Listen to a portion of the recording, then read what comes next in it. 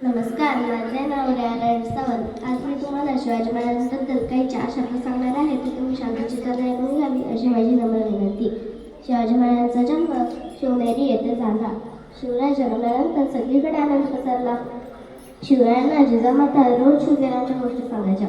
शिवरायांना सुद्धा वाटायचं की आपण मोठे होऊन पराक्रमी व्हावे. शिवरायांना 7 पत्नी होत्या. त्यापैकी पहिल्या पत्नीचे नाव सईबाई असे होते. शिवरायांनी शाहिस्तेखानाची 4 पोटे केली. शिवरायांनी स्वतःचे स्वराज्य स्थापन केले. शिवरायांचे दागिने रायगडावर ठेवण्यात आले. शिवरायांनी स्वतःचे स्वराज्य स्थापन करून खूप गड किल्ले जिंकले. त्यांनी बनवले मराठा साम्राज्य.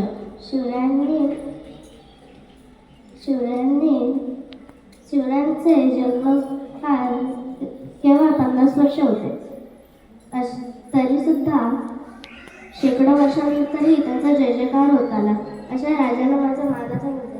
शेवटी जाता जाता असे म्हण की ज्या माती जन्माला आलं त्या मातीचा रंग सावळा.